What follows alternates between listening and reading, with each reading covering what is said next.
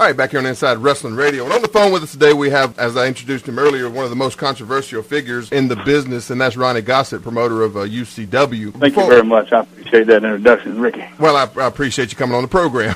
Before we went to the break there, we were talking a little bit about your history and all that kind of thing, and some of the, we touched a little bit on the controversy, and we'll get back into that a little bit later. Before we went, I kind of teased that we wanted to talk about some of the people you've met and worked with closely, and one of those names has been closely associated with you is Buff Bagwell. How did that relationship come about? Actually, mine and Buff's relationship started out as I was booking him, and then befriended him, and I also did some financial businesses and helped him and his family with some housing transactions and stuff on the side. And then that just led into other relationships, and that's how I met him. Started out just using him on shows, and we lived in the same city, and I was basically kind of a smart aleck like him, so we kind of got along. Now, Buff has sort of like you, has a reputation of either showing up all the 100% or showing up less than 100%, and he's gotten himself a little bit of a reputation over the years, too. Can you speak to that at all? I can just say that there's a lot of people in the business and in the world that's got demons, man, that fight all the time. And I know, he's had his share of stuff he's had to struggle with, and he's overcame it. God bless him. And he continues to struggle and overcome stuff all the time, just like the rest of us.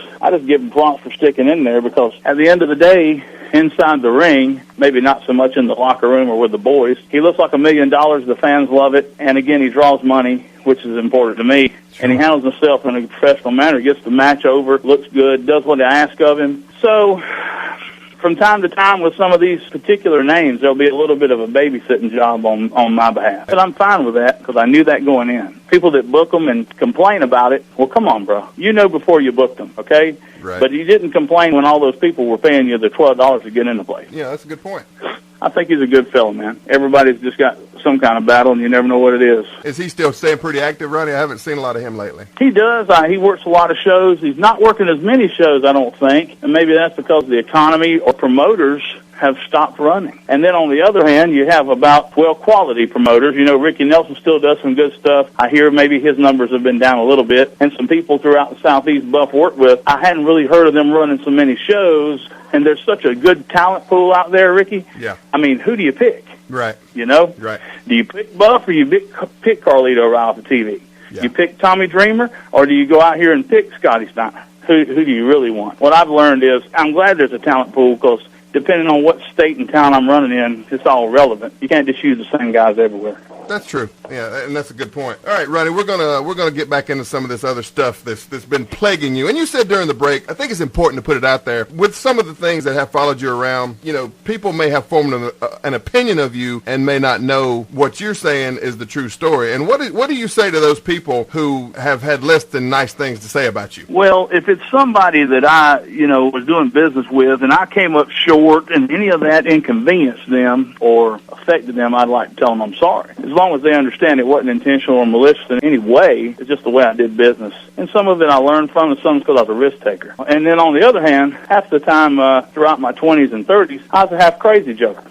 So yeah. Some of my personal life would cause people problems. I mean, because indirectly, I may have a show booked and something may happen to me, or I get in some legal trouble, or that my problems cause them misery, because that was never the intention. I didn't want to cause myself the misery, but I just couldn't see the forest for the trees. So I continued to do the same stuff over and over to myself. But it really had nothing to do with them.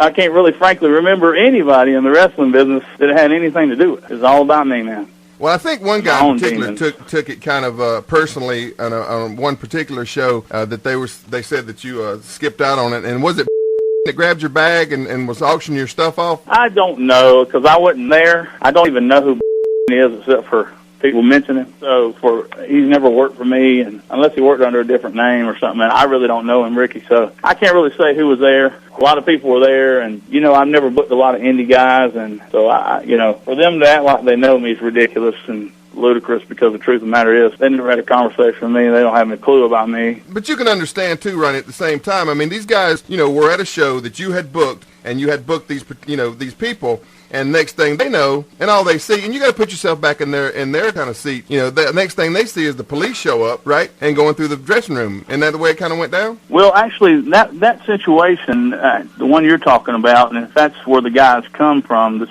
guy. That was a benefit show put on by somebody. Right. I don't have no idea who. And so at the time, I had some sound equipment that I loaned them to do for the show. Me and my uncle were there, and then, of course, a lot of other indie guys. And then I remember being dressed and them saying, well, the police is looking for you. I don't know. I can't remember exactly, and I left. And then, it was said that, well, the equipment wasn't mine or something like that. And then apparently they took the stuff or stole the stuff and did whatever with it. Nevertheless, once it all got said and done, this is the irony, the backside of the news you never hear. It was worked out. Stuff was indeed where it should have been with me. And, of course, I had to go back down to that Westminster or something high school and pick it up. Right.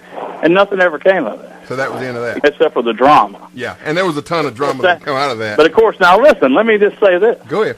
What I've learned being Ronnie Gossett is you ain't going to stick around to see what they got to say because it ain't ever going to turn out for you or benefit. So would I have done things differently? Probably not. Because we'd be probably having a different discussion. I'll be honest, I don't like the legal system to where you're guilty until proven otherwise. And some of that comes to my mess-ups in the past. That's what you get. Yeah. You made your bed, you got to lie in it kind of thing. Sure. Well, trust me, after enough years, the suffering, you kind of gets old. So it sounds to me like, and this is the first time we've talked in depth in a lot of years, but it sounds to me like you may have had a change in not only the way you live, but in your philosophy on how to work in the business. Is that the case? Oh, absolutely. And to what do you attribute that, Ronnie? Loss. Because at some point you want to stop losing. You want to stop losing friends. You want to stop losing respect. You want to stop losing money. You want to stop losing people you love because you're a jerk and you have a crappy attitude. You're mad all the time. It was great hanging out with them same kind of guys, but look what did it ever get me? I always wondered when I get to that point. Now, of course, I'm not perfect and still can't say I've whooped the anger type issue.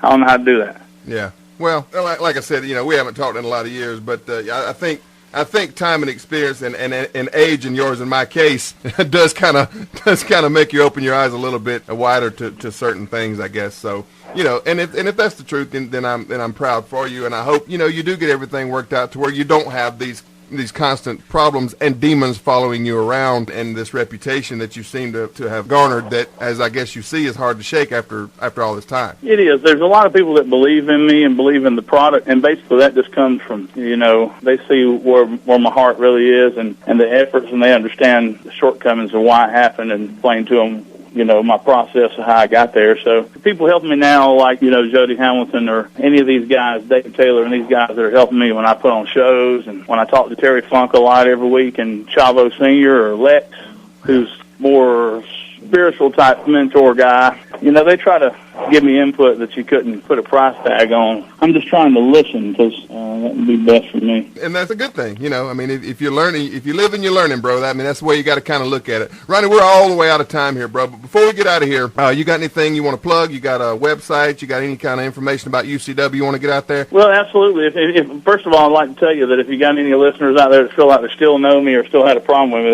they should get in touch with me. It ain't too hard. They can figure out some way with emails and phones and Facebooks how to call me up. On top of that, just like to plug the wrestling school we got in Atlanta, and we're hoping to put one in Greenville, South Carolina, hopefully after the first of the year. And that way we'll have two different areas for people to do their stuff. And then check out our website. We got two of them. It's ucwlive.net and universalsuperstars.com. And one's more geared toward shows, and one's more geared toward just everything. So if you'd like to know what we're doing, if any guys out there want to work on some quality shows, I always book new guys, and sure would like to hear from them, because it'll give them an opportunity to be in front of a little bit bigger crowd in a different city. Sure. All right, man. Sounds good. Well, listen, Ronnie, it was very manly of you to come on here today and kind of stand up for yourself and to kind of put your side of the story out there. And we greatly appreciate it, and I greatly appreciate it. And, best of luck to you.